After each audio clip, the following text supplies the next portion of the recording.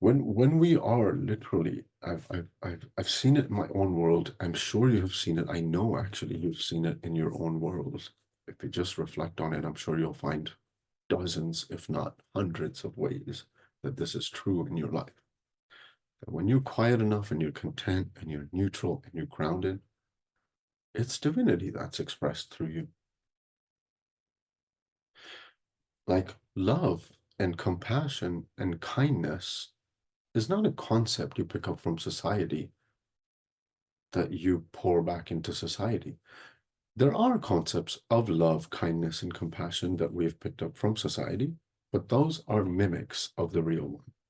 When you're quiet enough, you literally are expressing divinity, or divinity is expressed through you. There's no choice in that matter. There's no free will. Excuse me. You could pick up concepts of kindness from society and express that, but there's going to be a calculation there. Some things you will consider kind, some things not. And that's just, one example. Compassionate is another example. Can we be compassionate to anybody and everything? To what we call, or what we might think as the worst? Well, divine will can. Free will can't.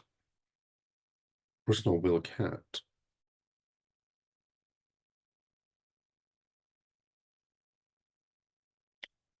I'll give you an example that's generic, just to put things into perspective.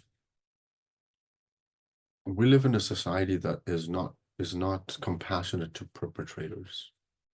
We're compassionate more and more to victims. It's easy to be compassionate to victims, right?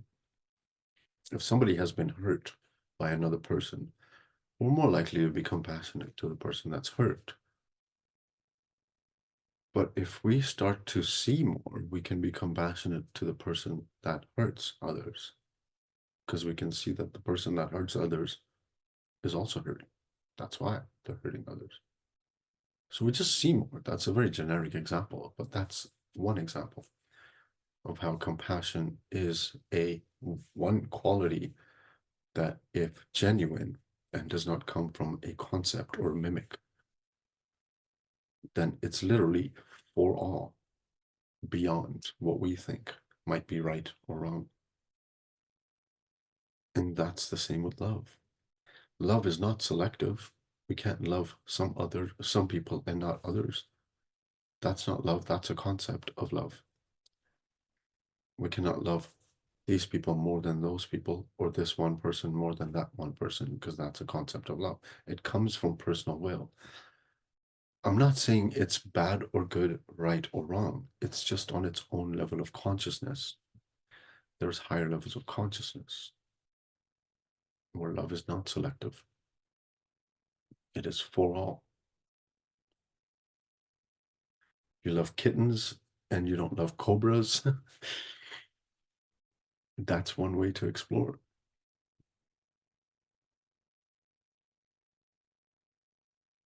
You love and have compassion for victims of war, but not the people that started war. That's a level to explore. And we explore simply for the reason that we are exploring divine will. We're not exploring that. We're not trying to have compassion for people that are perpetrators, because that trying comes from our personal will. We're just exploring what divinity is. Divine will expressed individually. Our ego becomes a representation of divinity instead of a representation of society. That's big. That's how we as a human being progress. And I'm not talking about society progressing. I'm talking about a human being that progresses individually, because that is their true purpose in life. Evolution. One of the very downstream consequences or byproducts of that is that happens to be creating a new society.